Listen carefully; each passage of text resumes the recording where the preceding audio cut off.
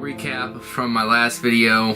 We discussed the October to November search missions to find Rachel before the end of the year. The end of November, snows and storms became so bad we were effectively pushed off the mountain, as it was fruitless to search with that much snow on the ground, believing that she was out there buried underneath it. That winter until 2020, kept in contact with Brad, drafted a formal search operations plan, submitted it to Brad. He accepted it, nominated me through a letter of authorization to spearhead the Tripp family's search efforts. I was nominated as the search operations manager, and all aspects of finding Rachel was left under my control. We had lots of people who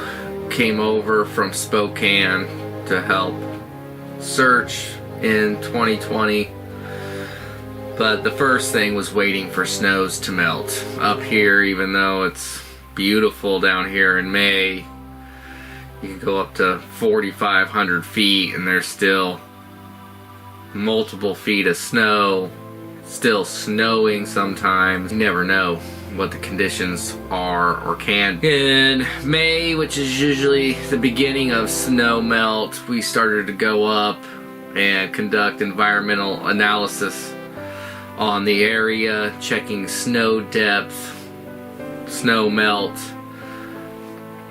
things of that nature, to be able to get a really good idea and plan when we can launch our search operations plan and begin our first phase of our mission. I ended up deciding to do like we did in the Sam Sayers case, and that was to establish a forward operating base in the area, centralized to the search zones that we were going to be working. Had a good group of people come in, bringing tents, bringing chairs, food, supplies, you name it. Multiple different search parties.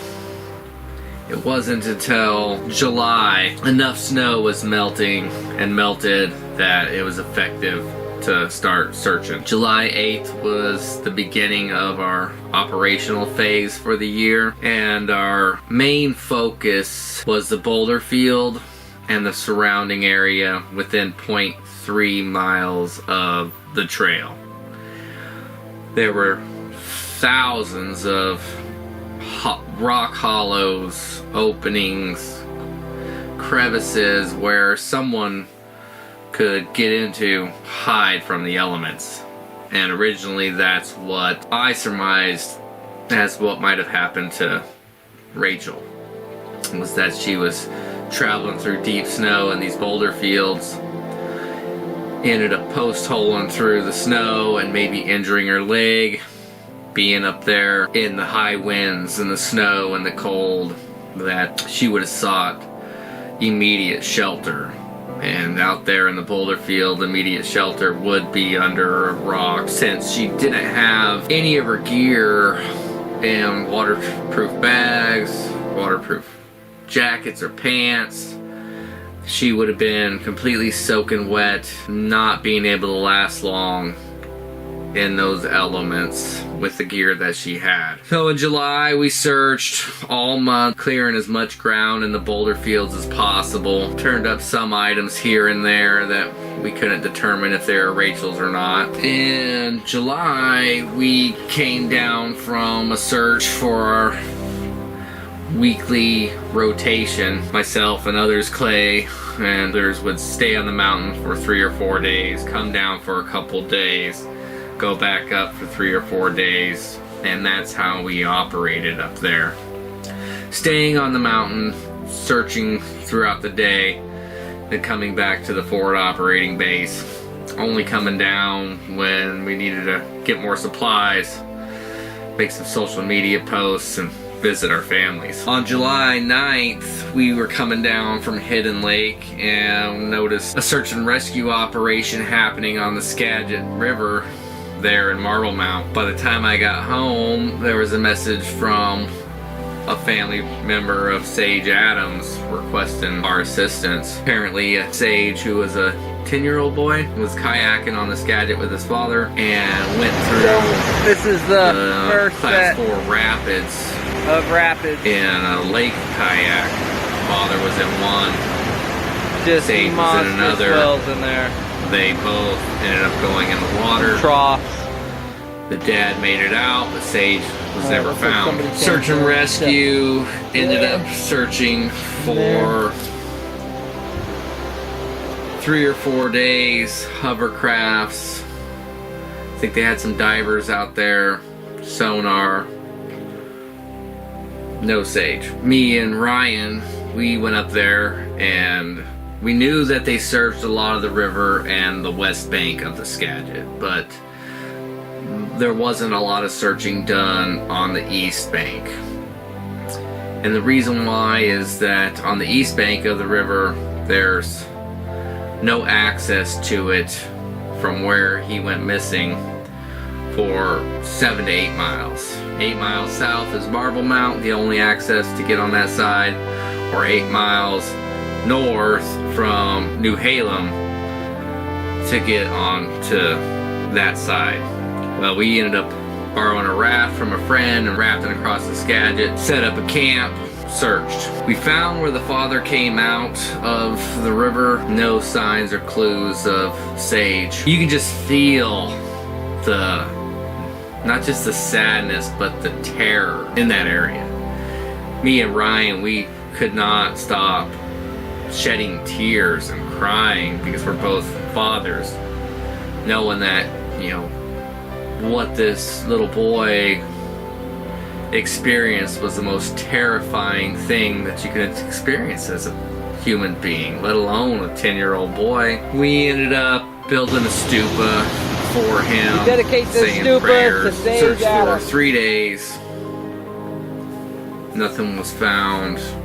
We figured that he floated down further down the river. It was a few days later that some fishermen found his poor body. While we were out there one night, me and Ryan was laying in our beds, enjoying the evening, just got done eating dinner. It's kind of rainy, and we hear something approaching in the woods. We start noticing voices.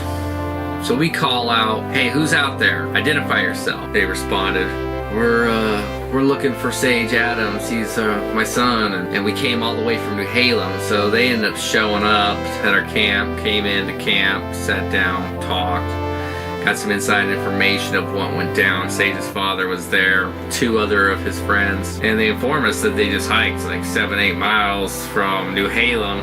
No one's got water bottles. They're just drinking right out of the river with their mouths, and they're soaking wet. And they asked us, "Well, how far is it back to, you know, to where we can get?" And they got radios, and they're talking to people across the river, but they can't swim across the river. That river is too strong and cold. So their people are on the other side of the river trying to, you know, get to them, and they're trying to figure out how to get over there to the Highway 20. And they ask us, "Well, how'd you guys get here?" And we're like, "Oh, we took a raft." And they're like, "Oh, wow, you got a raft?" I'm like, "Well, if you want to call it that, it's kind of a one-man raft." And they kind of begged us to raft them across the river. And I told them, I was like, "Man, that's a feat. You know, I'm only going to be able to take one guy. I'm going to have to paddle over there, back, ferrying you 3 guys. Not an easy feat.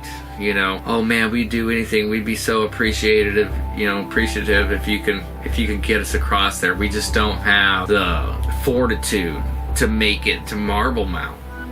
You know, it's no trail. It's bushwhacking in the dark. I think one guy had a headlamp and that was it. And who knows how long that battery would have lasted." Well, knowing that the only 2 options for making sure these guys get home safely was either 1, offer them to stay the night with no blankets or sleeping bags, or ferry him across the river. So I decided to ferry him, and it was intense. When I got back from ferrying those guys across the river, my arms and back and shoulders were so sore and tight that the next day pretty much was like, "Yeah, dude, I can't stay out here. I gotta get home. My body is hurt. So me and Ryan, we packed up, went home to focus back on searching for Rachel. So the rest of July, we searched up on Hidden Lake, checking the snow depths, searching more areas as the snow cleared. In August, we were gonna launch our next phase of our mission plan for 2020, and that was to establish a forward operating base up there, stay on the mountain, and go out during the day and search. During the Sam Sayers search, we met a gal named Cheryl Phillips, who was a certified EMT, a canine handler, and her dogs were trained in HRD, which stands for Human Remains Detection. She wanted to come out and assist with helping find Rachel. Talked to Brad and Jamie. They ended up putting up the money for her to fly out in August and stay for a month or two. So Cheryl flew out in August. We had quite a few different searches. Brad came over, Jamie, Carrie and her contingent came over in August, and we searched 26 days in August on the mountain, with majority of my crew staying on the mountain, and some of the other people would stay down at the local motel and come up during the day to search. September rolls around, still maintaining a forward operating base in the boulder field. I would come down off the mountain to coordinate with more search volunteers, porters bringing us food and supplies, and it was in September, mid-September, that we picked up Cheryl, brought her up on the mountain and searched. Kevin Derries was up there quite a few times helping us. Brad and his friends and family from Eastern Washington was up there helping us. And during that time, starting to get some serious weather, rains, wind, lightning. One night we were all up there. I had my North Face ECWS tent that me, Clay, Cheryl, and Riker or Raven, I can't remember who she had at that time. We all stayed in my North Face tent. Kevin was in his tent. Brad and Barry were in their tent, and other people who stayed up there was staying in their tents. And it was pouring down rain. I think it was 27th. That this lightning storm comes through. You could not hear yourself talk. And we all got our radios on, and you could tell that this lightning was striking the mountain within hundreds of feet of our campsite. It would strike the ground and shake the ground, and we're all just praying in our sleeping bags, talking to each other on the phone, making sure no one got hit by lightning, because we're in tents up there on the mountain, totally exposed. No trees, metal tent poles, metal tent stakes. Not a good place to be when you have lightning striking within hundreds of feet of your operating base. It was a long, sleepless night, I can say. And the next morning, we all decided that, yeah, it's starting to get very dangerous up here, and the last thing we need is for someone to get hit by lightning. So we ended up and there wasn't much more time left. October's rolling around. It's gonna be snowing here real soon. So I decided that it would be best to end the search operations for the year at the end of September. Start making plans during the winter of 2020 to search in 2021. During 2020, it was the height of the COVID pandemic, and everyone was out on Hidden Lake Trail. I've never seen so many people on a trail. From experienced hikers to just idiots. People hiking up there with masks on, trying to social distance by 6 feet on a trail where you maybe only have a foot to step off of in order to let someone by, and they're jumping off the trail, almost falling down to get away from people. And me and my crew, we ain't got no face masks on. We're not social distancing. We're on a mission. So many times we've seen so many people just about to have a bad situation. And it was during a trip with Brad where I pretty much saved this old gal's life who lost the trail and was going down into the hellhole and didn't even know it. In August, Brad and Barry found the remnants of a fire down on the western flank of the mountain. He ended up finding a Ziploc baggie with a cup of noodle container, some glow sticks, and some little hotties. That was all put nice and neat in a Ziploc baggie. He brought that back to the base camp. We all sat around and discussed it. Brad asked Jamie, Rachel's ex-husband, it was this stuff that Rachel might have carried. Jamie was like, yeah, no, we never ate cup of noodles and never really carried glow sticks. Hand warmers, yeah, but nothing that screams, oh, this is Rachel's. So we discussed it. It could have been search and rescue. They did at one point hide down in the trees in the initial search for Rachel. One of the teams got exposure and had to go into the trees to stay warm. So it could have been them, it could have been skiers, could have been anybody's. We ended up closing our mission phase the end of September and planned and get ready for 2021 mission phase to start searching that winter. Developed a plan, got volunteers, porters, searchers lined up for the next year to come and assist once